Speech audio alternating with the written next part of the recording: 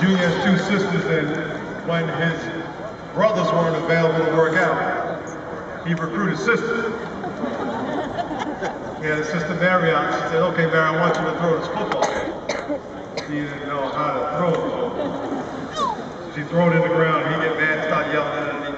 The teacher had to put her hand on the football, and she claims that she threw a spiral. So he would run back and forth. She would throw over here, throw over here. Then she started doing push-ups with him. She started doing sit-ups with him. She started doing chin-ups in the tree. Then they run through the neighborhood, and she said he would always run away, and she couldn't even see him, but he would always turn around and come back and see how she was doing. He was always looking out for her.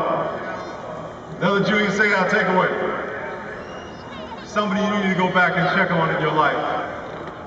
We all have somebody in our life who's hurting.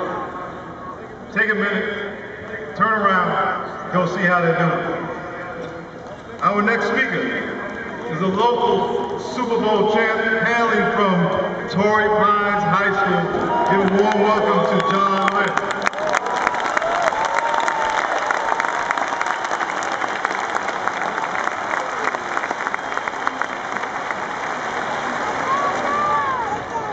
Thank you.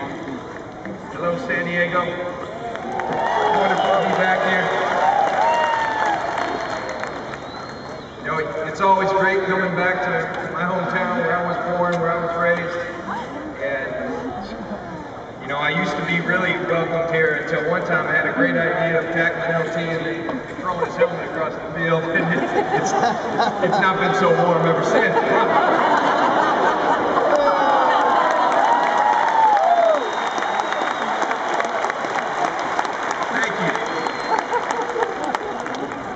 But most of all, I can't tell you how honored I am to get to come up here and speak about a great friend of mine, a great friend of ours. And more than anything, I want to thank the Spanos family and the San Diego Chargers for making this possible. I want to thank the Seau family, Mama and Papa, Gina, all the kids, the rest of the family. Thank you for allowing us to mourn, to grieve, and tonight, and the rest of our lives, to celebrate and honor Junior in the way we live our lives. So thank you.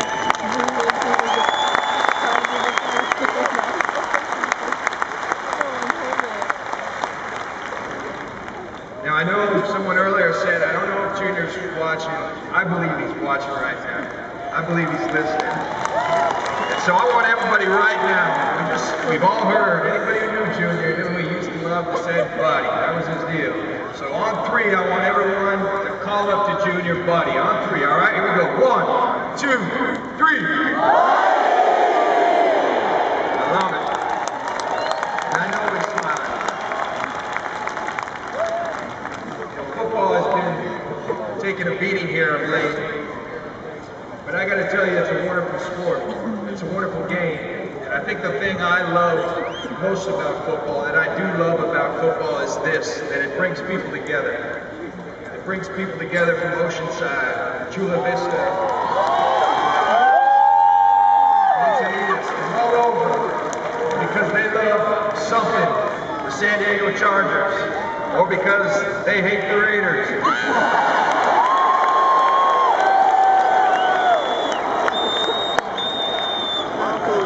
That's always been a beautiful thing to me. People from different races, teammates from different races, from different places, you all come together for one common goal.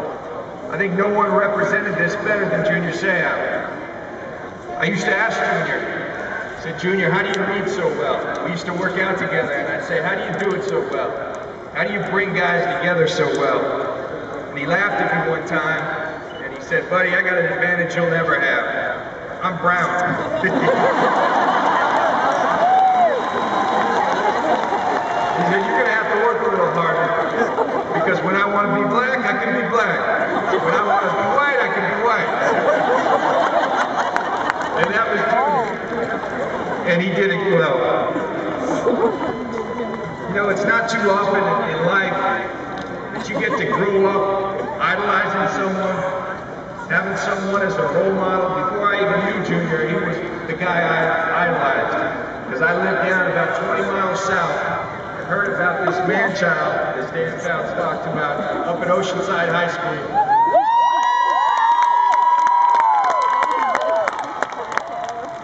People know about Junior, the football player.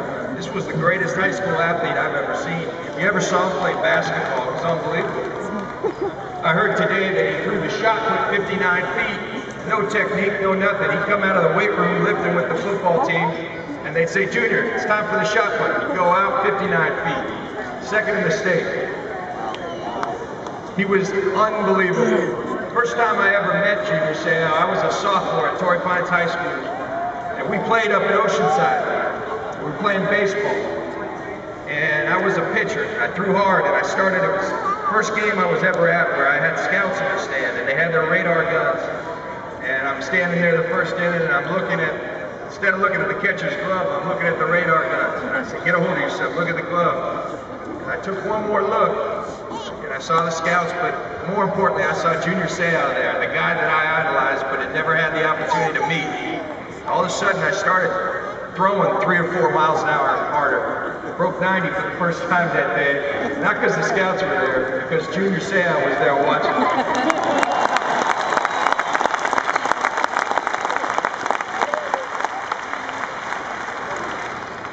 I went on that game. Later on, I was in the on-deck circle, and I look over and Junior's still there. I said, I really got to show off now. I got a good fastball right there, and I put it over the fence onto the 5 freeway there. And Junior this time came over to the dugout. Never met him in my life. I said, buddy, that's the way you play. Never forget that.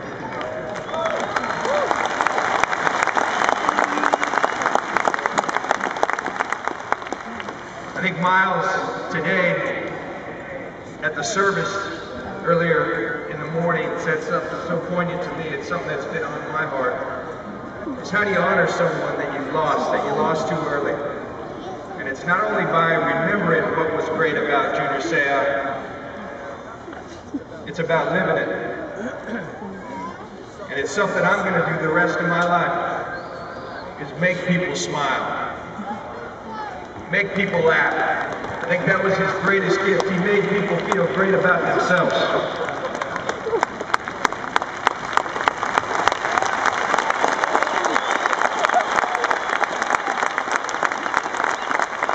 I used to always think this was something Junior was just blessed with, that it was a talent, and it was. I know he was. He was, I think, put on this plate, put on this earth to make people feel good about themselves. But I learned today that it was also something his parents instilled in him. It's a great story that they told at the service today, where Junior's mom used to tell the boys as they left for school, you go out and make happy. He did every day that I knew him, and you should be proud of that, Mama Seau.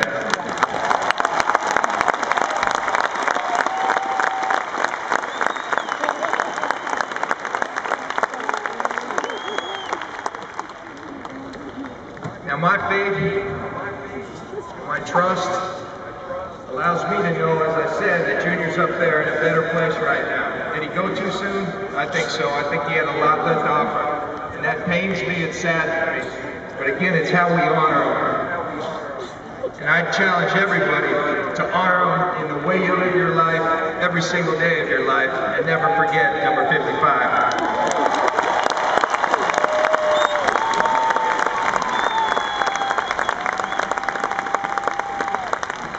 There's so many stories about Junior as a buddy, and we started working out together my last 5 years of my career. It started like this. We used to work up at a Goscue in Del Mar, and he showed up, and we worked out at 6 a.m. So he said, first thing we got to get done, we're working out too late. It's 5 a.m. So we did some negotiation and ended up with 5:30. Now he'd show up, and I promise you this, 9 out of 10 times, he had already lifted. At 5:30 in the morning, he was done with his lift. And he was ready for his run on the beach, on the hills. We had a hill few kills. And Junior was running it. And I was running it behind him usually. But he had already lifted. He pushed me to be greater.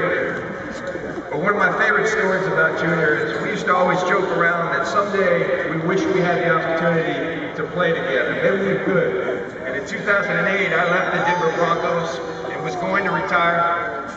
There was probably one team that could have brought me out of retirement. It was the New England Patriots. And sure enough, Bill Belichick called and he said, "John, I want you to come back." We got some booze for the Patriots. That's all right. Excuse me, there were two teams. The Chargers didn't come.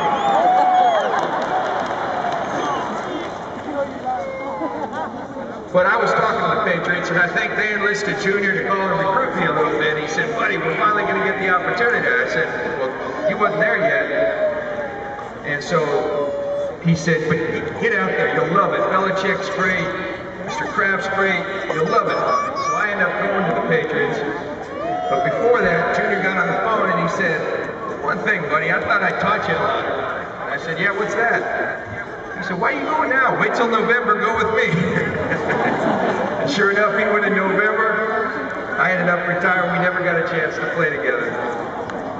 But so often is that story. He had me laughing. He had me aspiring to be great, not on the field, but also off the field with his charitable work. What the Junior Seau Foundation has done for the kids of San Diego is simply remarkable.